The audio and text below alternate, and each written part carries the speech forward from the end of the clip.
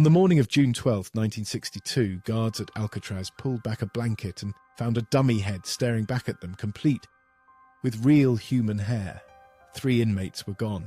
Frank Morris and brothers John and Clarence Anglin had vanished from one of the most secure prisons in America. What followed became one of the largest manhunts in U.S. law enforcement history.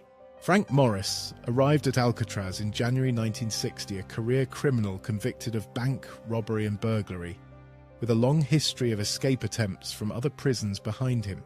He was later joined on the cell block by John and Clarence Anglin, brothers he had crossed paths with during previous stints behind bars.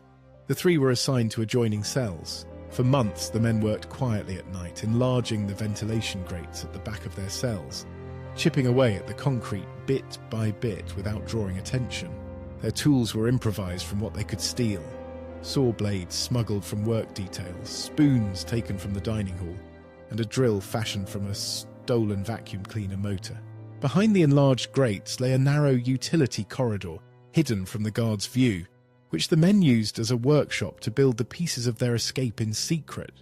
To buy themselves time, the trio built dummy heads for their bunks, shaped and painted to pass a guard's glance, and finished with real human hair for added realism. They also assembled a raft and life vests, stitched together from more than 50 raincoats stolen over time from fellow inmates and prison stores. On the night of June 11, 1962, Morris and the Anglin Brothers put their plan into motion, slipping through the enlarged vents behind their cells under cover of darkness. They made their way up through the utility corridor to the roof of the cell block, carrying their handmade raft and gear with them as they climbed. From the roof, they descended to the shoreline and launched their improvised raft into the cold, fast-moving waters of San Francisco Bay, aiming for the mainland miles away. Guards discovered the men missing during the standard morning bed check on June 12, 1962.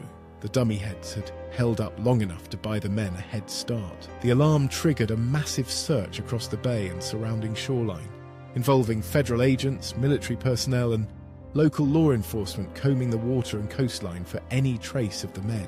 Within days, searchers recovered pieces of homemade paddles and fragments of rubber inner tube floating in the bay, debris consistent with the raft the men had built.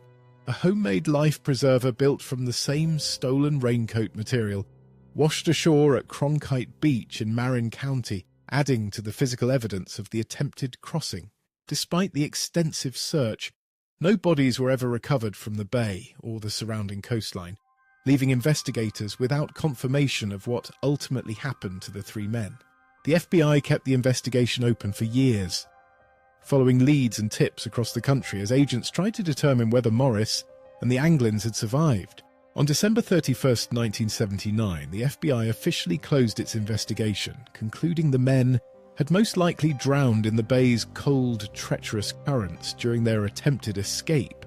The case was then handed to the U.S. Marshals Service, which continued investigating on the chance, however unlikely, that the 3 men were still alive somewhere. In 2013, the FBI disclosed it had received a letter purportedly written by John Anglin, claiming all 3 men had survived the escape and that Morris and Clarence Anglin had since died. FBI lab analysis examined the letter's fingerprints, DNA, and handwriting, but the results were inconclusive, neither confirming nor ruling out that it had actually come from John Anglin.